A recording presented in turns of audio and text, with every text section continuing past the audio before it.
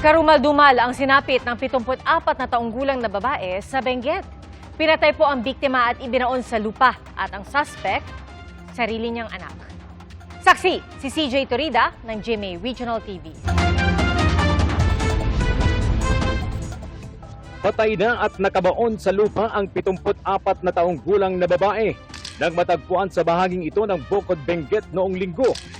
Base sa impormasyong nakuha ng mga pulis, nakita umano ng isang saksi ang lalaking anak ng biktima na may inililibing sa lugar bandang hapon ng araw ding iyon.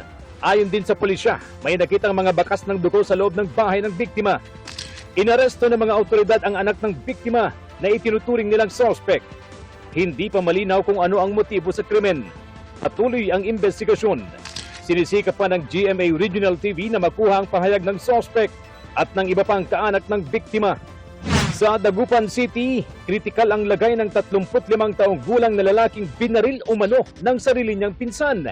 Ayon sa kapatid ng biktima, nagpunta sa bahay ng suspect ang biktima para makipagkwentuhan.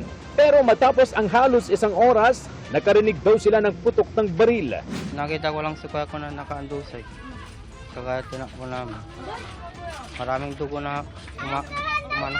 Ayon sa ilang saksi, tumulong pa raw ang suspect at kasama nilang isa pang lalaki na mailabas ang biktima mula sa bahay bago sila tumakas. Service na po yun, ma'am, kasi naghahanap na po kami ng mga lalaki para magbuhat sa kanya.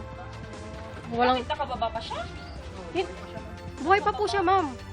Oo, nakababa. Kasi nasa taas sila eh. Yun lang, naririnig lang namin. Inaalam pa kung ano ang motibo sa krimen. Identified naman po natin itong suspect and still po under hot pursuit po yung ating suspect. Desidido raw ang mga kaanak ng biktima na sampahan ng reklamo ang suspect. Ako si CJ Torida ng GMA Regional TV, ang inyong saksi.